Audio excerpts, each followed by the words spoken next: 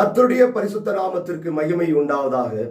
இந்த நாள் தியானத்திற்கென்று ஆகாயின் புஸ்தகம் 2ஆம் அதிகாரம் 9 நாம் வாசிப்போம். முந்தின ஆலயத்தின் மகிமையை பார்க்கிலும் இந்த பிந்தின ஆலயத்தின் மகிமை பெரிதாய் இருக்கும் என்று சேனைகளின் கர்த்தர் சொல்லுகிறார்.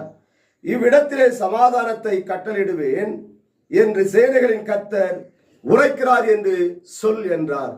இங்க வேதத்திலே நாம் பார்க்கிறோம் முந்தின ஆலயத்தின் மகிமை. பாருங்க, ஆதி நாட்களிலே மனுஷ கைவேலையால் செய்யப்பட்ட ஆலயங்களிலே மனுஷனுடைய அதிகாரம் காணப்பட்டது. இந்த மனுஷனுடைய அதிகாரம் காணப்பட்டது நிமித்தமாய் ஒருவருக்குள் ஒருவர் யார் பெரியவர் என்று சொல்லி சண்டைகளையும் சச்சரவுகளையும் கொண்டு வந்து பிரச்சனைகள் போராட்டத்தோடு தேவ சமூகத்திலே அமர்ந்து அவர்கள் தேவனை துதித்தார்கள். தேவ நாமத்தை மகிமைப்படுத்துகிறோம் என்று சொல்லி ஒருமனப்படாமல் தேவ நாமத்தை அவர்கள் வீணிலே வழங்கினார்கள். இந்த காரியங்களை கண்ட என் தேவனாகிய கர்த்தர் இவர்கள் செய்கிற காரியங்களை கண்டு ஆலயத்தை குறித்து மனஸ்தாபப்பட்டு வேதனையோடு துக்கத்தோடு என் தேவன் மனுஷனுடைய இருதயத்தை அவர் தேடினார்.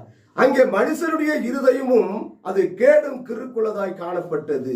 இந்த மனுஷனுடைய இருதயத்திற்குள் இருந்து பொல்லாத சிந்தனைகளும் விபச்சாரம், வேசித்தனம், அசுத்தம், காம விகாரம், விக்கிரக ஆராதனை, பில்லி சூனியம், பகைகள், விரோதங்கள், வைராகியங்கள், கோபங்கள், சண்டைகள், பிரிவினைகள், மார்க்கபேதங்கள், பொறாமைகள், கொலைகள், வெறிகள், களியாட்டுகள் அவன் இருதயத்திலே குடிகொண்டு காணப்பட்டது.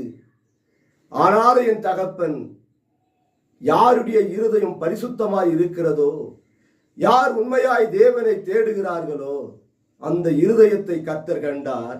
அவர்களை அழைத்தார், பரிசுத்தமுள்ள இரத்தத்தினாலே அவர்களை கழுவினார், அவருடைய இருதயங்களை பரிசுத்தமாக்கினார். எதற்காக? இங்க வேதம் சொல்லுகிறது, முந்தின ஆலயத்தின் மகிமை அவனுடைய இருதயம் மகா கேடும் கிறுக்குள்ளதாய் இருந்தது. இந்த இருதயத்தில் வாசம் பண்ணுவதற்காக என் தேவனாகிய கர்த்தர் அவன் இருதயத்தை பரிசுத்தமாக்கினார். அவன் இருதயத்தை எதற்காக அவர் பரிசுத்தமாக்கினார்? பாருங்க, அநேக மக்கள், அநேக ஜாதி ஜனங்கள் சமாதானத்திற்காக அநேக தெய்வங்களை நாடி தேடி ஓடுகிறார்கள். இந்த சமாதானம் எங்கே இருக்கிறது? என் தேவனாகிய கர்த்தர் எங்கே வாசம் பண்ணுகிறாரோ அந்த இடத்துல தான் சமாதானம் உண்டு. அதனால்தான் கர்த்தர் சொல்லுகிறார், ஒரு கல்லின் மீது ஒரு கல் இராதபடிக்கு இந்த ஆலயத்தை நான் இடித்து போடுவேன், 3 நாட்களிலே ஆலயத்தை கட்டுவேன். அந்த 3 நாட்களில் கட்டப்பட்ட ஆலயம் எது? இருதயமாகிய ஆலயம். அந்த வார்த்தையான தேவனாகிய கர்த்தர் நம் இருதயத்தில் வாசம் பண்ணுவதற்காக நம் இருதயமாகிய ஆலயத்தை அவர் பரிசுத்தமாக்கி கேடும் கிறுக்குள்ள இருதயத்தை இரத்தத்தினாலே கழுவி நமக்கு பூரண சமாதானம் நம் இருதயத்திலே தங்கி தாவரிக்க வேண்டும் என்று சொல்லி என் தேவன் விரும்பினார். அதனாலே நாம் பார்க்கிறோம், முந்தின ஆலயத்தின் மகிமையை பார்க்கிறோம், பிந்தின ஆலயமாகிய உன் இருதயம் பூரண சமாதானத்தோடு காணப்படும் என்று சொல்லி கர்த்தர் சொல்லுகிறார். உலகம் தரக்கூடிய சமாதானம் அல்ல, என் சமாதானத்தையே நான் வைத்து போகிறேன் உன் இருதயமாகிய ஆலயத்திற்குள். இந்த தேவன் வாசம் பண்ணுகிற இந்த இருதயத்திற்குள் பூரண சமாதானம் இருக்கும் என்று சொல்லி முந்தின ஆலயத்தின் மகிமையை பார்க்கிறோம், பிந்தின ஆலயமாகிய நம்முடைய இருதயத்திற்குள்ளே கர்த்தர் வாசம் பண்ணும் போது அது பூரண சமாதானமாய் இருக்கும். இந்த சமாதானத்தை நாம் பெற்றுக்கொள்வோமானால் நம் இருதயம் பரிசுத்தமுள்ளதாய் இருக்க வேண்டும். அது சுத்த இருதயத்தை நமக்குள் சிருஷ்டிக்க வேண்டும். நாம் தேவ சமூகத்திலே, ஆண்டவரே, என் தகப்பனே, எனக்கு சுத்த இருதயத்தை சிருஷ்டியும், உமது நிலைவரமான ஆவி என் இருதயத்தில் ஊற்றும் என்று சொல்லி நாம் தேவ சமூகத்திலே ஜெபம் செய்வோமானால் நம் இருதயமாகிய ஆலயத்திற்குள் தேவன் வாசம் பண்ணுவார்.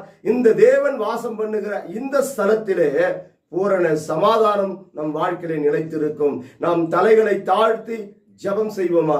சோத்திரிக்கு நன்றியோடு துதிக்கிற ஆண்டவரே, கிருபை நிறைந்த மகா இரக்கமுள்ள பரிசுத்த ஆவியானவரே, முந்தின ஆலயத்தின் மகிமை பார்க்கலும் பிந்தின ஆலயத்தின் மகிமை சமாதானமாய் இருக்கும் என்று சொன்னீரே, அந்த சமாதானத்தை தாரும் என்று கேட்கிற ஒவ்வொரு பிள்ளைகளுக்கும் ஆண்டவரே உமது பூரண சமாதானத்தை தாரும் அப்பா.